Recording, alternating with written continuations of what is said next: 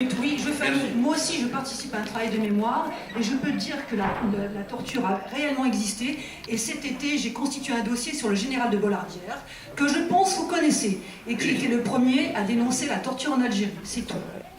Non, vous avez raison. Alors, Raphaël va dire un mot là-dessus et on va clôturer, s'il vous plaît, on aura un petit message à vous passer.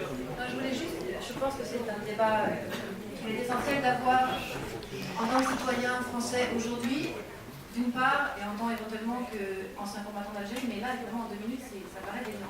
Donc, je voudrais juste, il se trouve que j'ai travaillé sur ces questions en thèse, de la torture pendant la guerre d'Algérie et des crimes commis par les soldats français ou qui ont été commis plus largement pendant la guerre. Je voudrais juste dire un mot en réaction avec ce que vous avez dit, parce que je trouve que c'est quand même dommage de laisser cette idée qu'on peut réduire la torture à simplement une opération, un instrument pour obtenir du renseignement dans le cas du terrorisme urbain.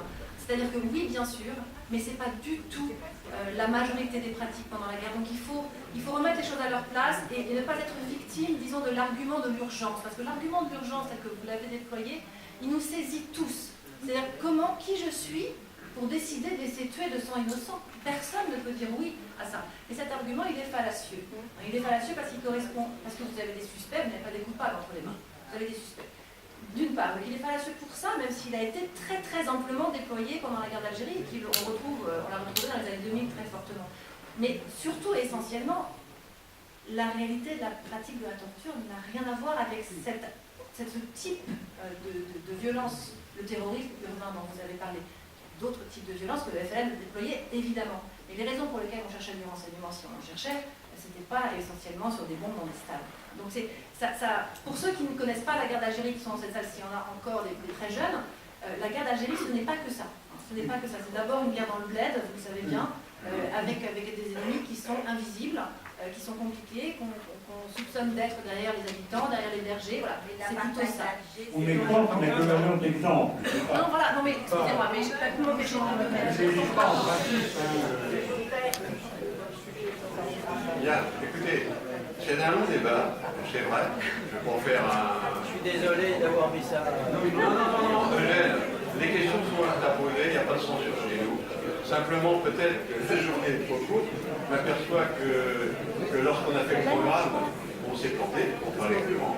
Simplement, moi, j'ai une réflexion. Avant que nous allions déjeuner, vous savez, je me suis toujours posé la question.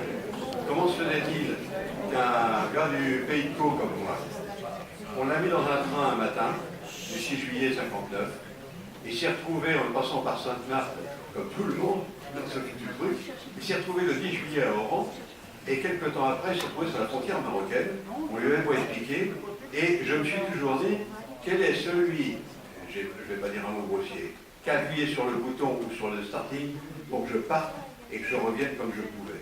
Le problème que j'ai eu peut-être, c'est de me dire, pendant 27 mois et demi, 842 jours, dire comment je vais faire pour ramener ma peau, essayer de préserver celle des copains, et pas vous conduire d'une façon dégueulasse.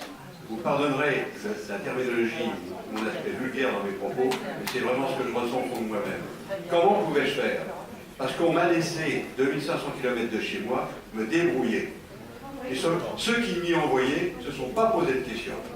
Et c'est pas après qu'on nous demande de rendre des comptes et de nous culpabiliser et traîner ça jusqu'au bout de notre vie.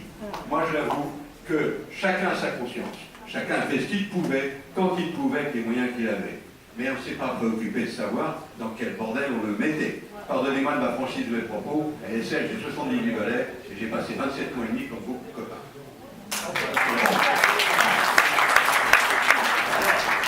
Sur ces mots, aujourd'hui, Daniel va vous lancer un petit appel. Je vous propose que nous reprenions dans une heure. C'est l'appel du 5 octobre. C'est un appel à don DON. C'est-à-dire que vous avez à l'entrée, là, même plus près encore, voilà, de quoi mettre quelques centimes ou quelques francs, ça serait mieux, quelques francs dans